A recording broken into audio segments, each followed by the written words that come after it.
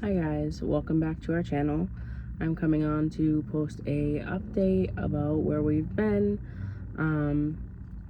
We've kind of been like off vlogging for a while, and we started getting back into it last summer. I'm kind of just gonna start with the storyline. Last summer, we vlogged for a little while. We, as in me and the kids. Abby was working a lot, and we kind of got caught up in life, visiting family, and Jamie ended up getting pretty sick. He's been having lung issues since last summer. He's been having a horrible cough, which the doctors still can't figure out what it is. And then my mom came down with a cough, which nobody could figure out what it was in Gardner, where she lives. So we ended up going to the Nashua hospital with her in December. I ended up taking her in, and Gardner Hospital, they kept treating her for pneumonia. Nashua Hospital did one scan of her chest after they heard her cough, and automatically found that it was a tumor. Now, my mom was begging Gardner Hospital for scans for a while, and they just kept saying that it was pneumonia. And I don't care who gets mad at this video. I don't care if it's me being kind of ignorant. But the Gardner Hospital has a lot of lawsuits for the same thing, for not checking people properly and not doing what they should in the emergency room. Now, a few years ago, you guys might remember, I went to the emergency room with my mom and Gardner after we got into a car accident right down the street from the hospital, literally on the street that the hospital is on. If you know Gardner, it's a very small town. And when I broke my arm, it was a holiday weekend, and they pretty much put like a wrapper on my arm and just told me, well, see a surgeon on Tuesday after the holiday, and they'll figure out what to do from there. I guess they didn't have a trauma surgeon on call or whatever. And then they also didn't check me or my mom for concussions, even though I was knocked unconscious in the accident, and so was my mom. So my mom did have a concussion, and so did I, but that's a whole nother situation. So back to where my mom ended up at the hospital down here. They found out it was a tumor. They wanted to have her get a biopsy the next day. But unfortunately, because we were in New Hampshire and she has Mass Health, New Hampshire wouldn't take her Mass Health insurance. And we didn't have the funds to pay out of pocket, unfortunately, which caused her to have to go back to Gardner. She actually was seeing a doctor in Leominster, but where they were going to do the biopsy was going to be in Gardner. Gardner had it scheduled for that weekend, but then they canceled because they said that they overbooked, and they canceled on her 3 times, and she finally got a biopsy in January. Now, if you know anything about biopsies, it takes about 10 to 14 business days is what they told us. I'm going to do a little bit of research into that also, because I feel like it really could take that long. I am in the medical field, but I don't do biopsies, so I'm not 100% sure. All I know is that that's what they told us. So my mom sat there waiting about a month and a half to get the biopsy, being canceled every weekend. She was getting very frustrated. She felt herself getting weaker. She knew that she had a tumor. They didn't know that it was cancer. They just knew that it was a tumor, and usually a tumor in that size, because they did say that it was a significant size, and a tumor of where that was, they said it most likely was cancer. Now, did we think that my mom had stage 4 cancer? No, we definitely didn't. We thought maybe she had a touch of cancer. Her mom had fought lung cancer multiple times and won. But unfortunately, February 17th on my birthday, I called my mom at 9 a.m. like I did every single day. I used to call her every day while I was bringing the kids to school, and they'd video chat with her in the back seat while I was driving them to school. And then when I would drop Kaylin off and the twins, me and Jamie would sit in the front seat and talk to my mom for hours. Just video chatting with her, making memories. She lived an hour away, so it wasn't always the easiest to get up there to see her, but it was nice to have the video chats with her. Well, on my birthday, I called her because I was like, oh, she didn't answer early in the morning, and now I know it was because she was on the phone with the doctor. So I called her at 9, and I was cooking Jamie breakfast, and she answered, and she was crying, and Jamie had the phone, so I took it away from Jamie, and I was like, hey, Mom, are you okay? Like, what happened? Why are you crying?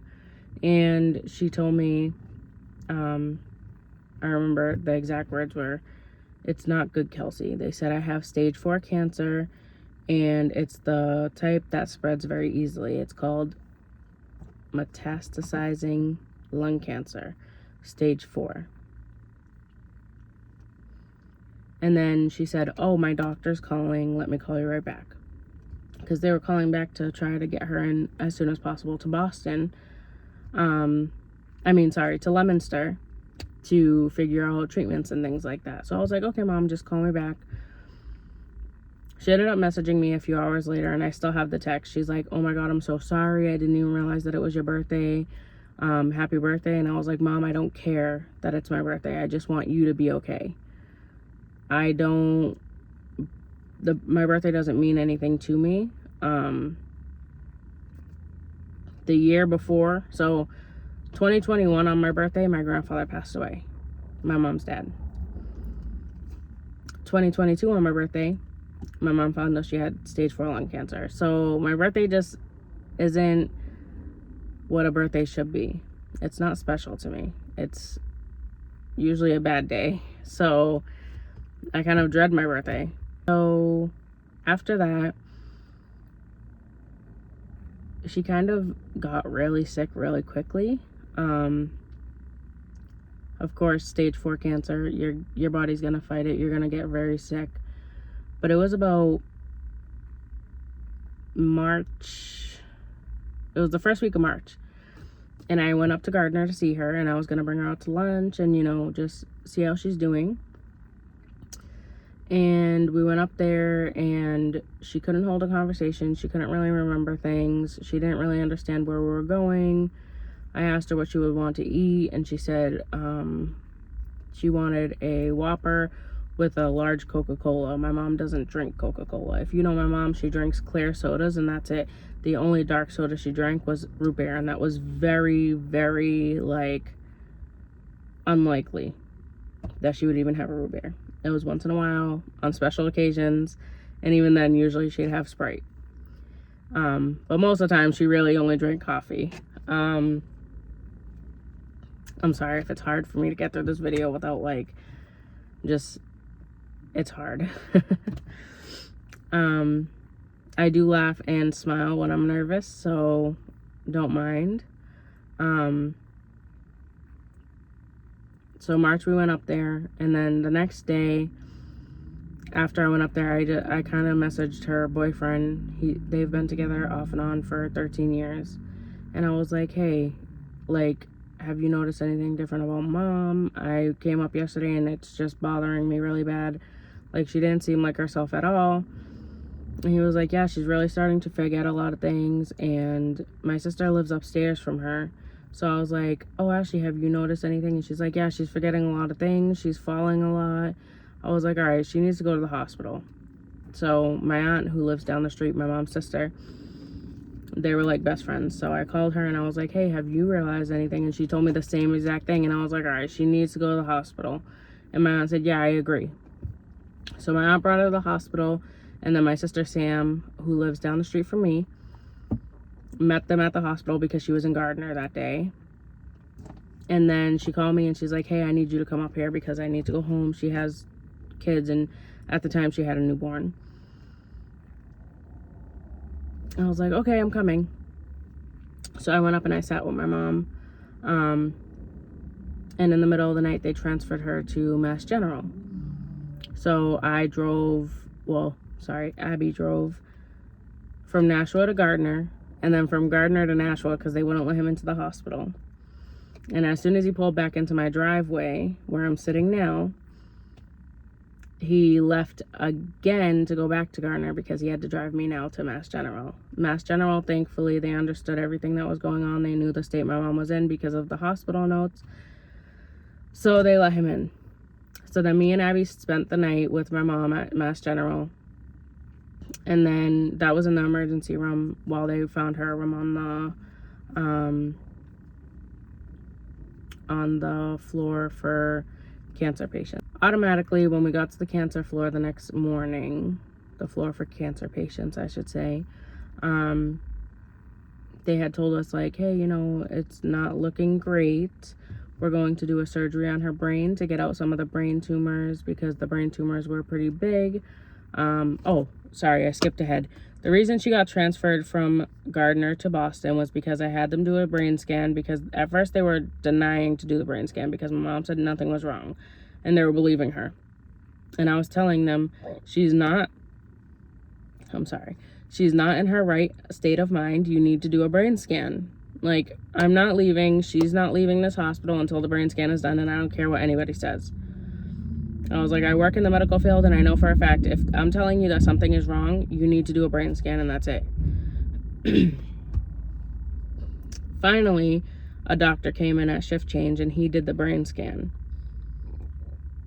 When he did the brain scan, it was not even 20 minutes later that they came in and they told us she has significant tumors on her brain. Multiple, but especially one of them was very big and it was too extensive for them to handle, so they needed to transfer her to Mass General right away.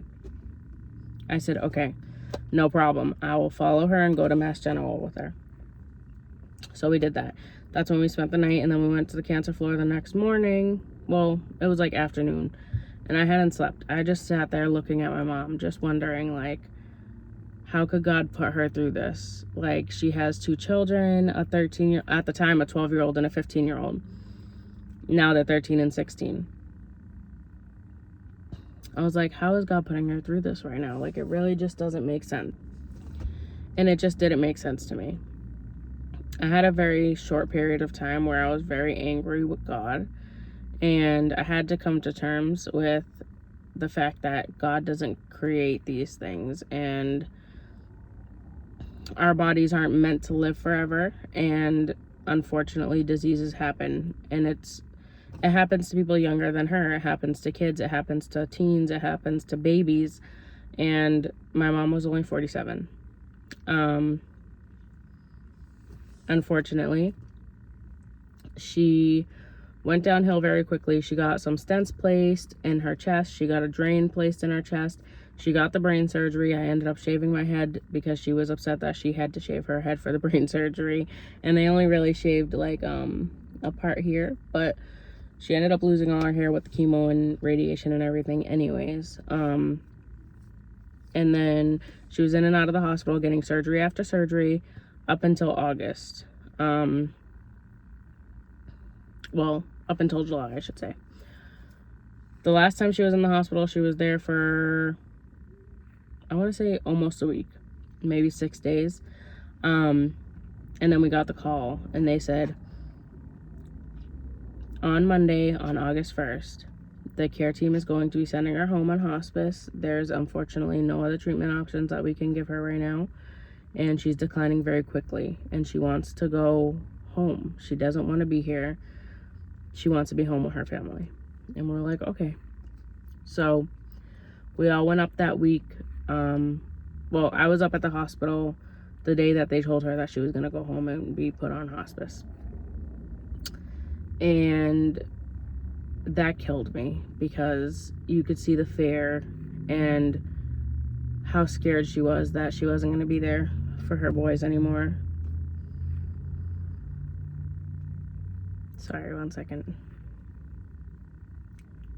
You could see how scared she was that as a single mom, she raised them pretty much by herself.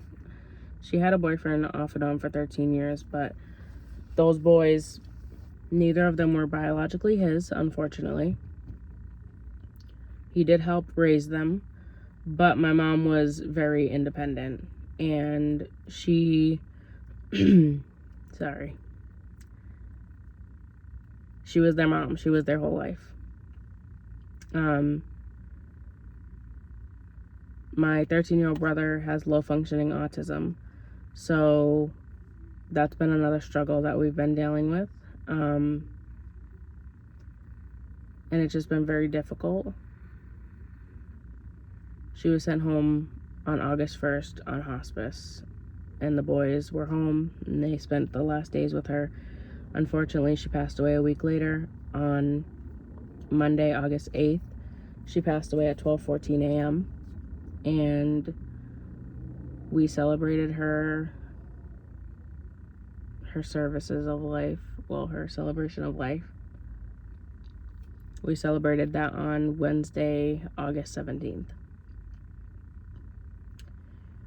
It was a beautiful service, and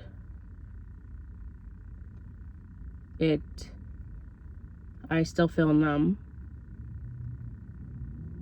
and it's been a few weeks since she's passed. It's been 3 weeks today,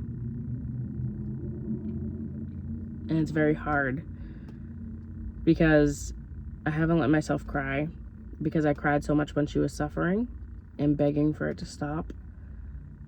And all I can think now is she's finally not suffering. She's with my brother Jacob, who she didn't get to hold very long. He was only with us for 6.5 months, or sorry, 5.5 months before he passed away in 2002.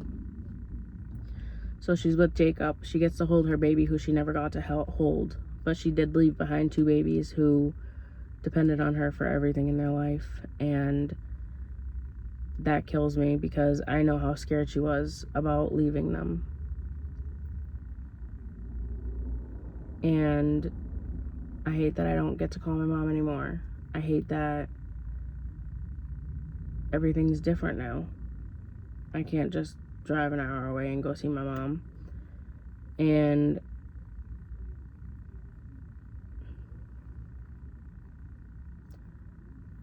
your mom is the glue of the family.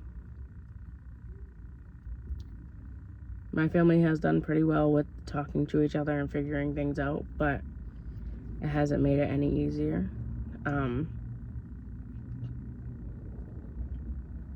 It's difficult. I'm having days where it's hard to get out of bed, and I'm having days where I'm okay.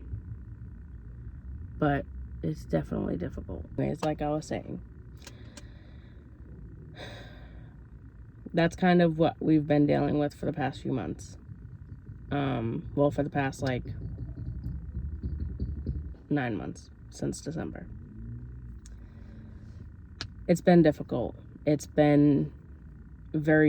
seemed very quick, but very slow at the same time. It seemed slow because she was suffering, but it seemed quick, like she was taken from us way too fast. I heard a quote on TikTok today, and I posted a video with it, and it said, "Now I have to remember you longer than I got to know you." And it hit my heart, especially for my brothers, because she won't be there to watch them graduate. She won't be there to watch me have a wedding. She won't be there to help me get dressed for my wedding. She won't be there for my brothers to go to prom with a beautiful girl. She won't be there to see them grow up into young men that she raised them to be. And I keep thinking about that quote that I heard that said, "Now I have to remember you longer than I got to know you." And that hurts. My son didn't really get to know her. Kaylin was her best friend. If you ask Kaylin, who's your best friend in this whole world, she would always have told you Nana, even before my mom was sick. My mom used to take her, no word of a lie, every single time I asked. If I asked her to take her every single weekend, she would, which I never asked every single weekend. But there was a summer where I was going through some depression and stuff like that, and my mom had her pretty much all summer. That was the year that me and Abby took a break for 2 months. And we were going through a lot. We had lost a baby, and I was in a really dark place, and my mom wanted to give me time to heal without Kaylin having to see me go through it. So she took her for the whole summer. And I could never thank her enough for that.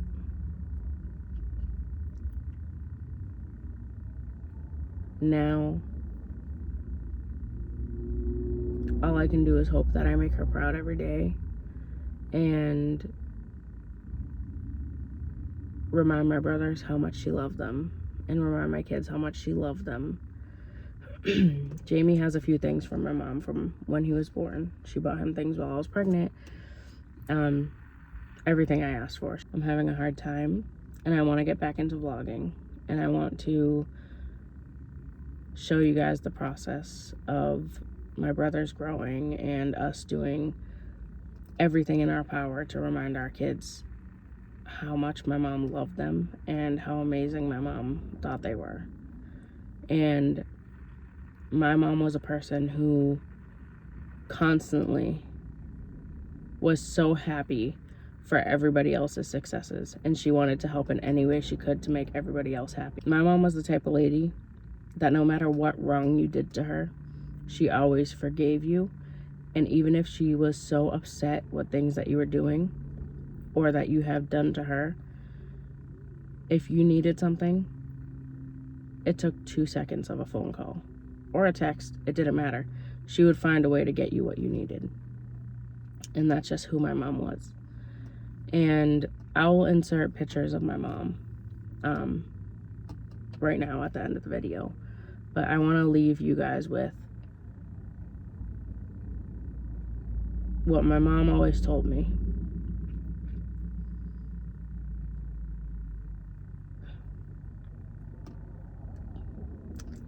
She always said, when somebody does wrong to you, staying angry at them and not forgiving them, it's hurting you more than it's hurting them. And you'll go through your whole life being bitter towards somebody when they don't care.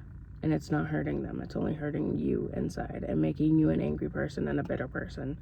So always forgive what people do. You don't have to forget. You won't ever forget the things that people do to you. But you can forgive and move past it and be the bigger person. That doesn't mean that you have to be nice to them. It doesn't mean that you have to have them in your life as like a daily thing. You don't even have to have them in your life ever again. But don't hold on to that anger. Don't hold on to that sadness. You have to let it go. And there's so many things that my mom taught me, obviously, because she was my mom, that I hope to teach my kids about being a good person. That's about it, guys. So I'll insert some pictures here of my mom and the kids.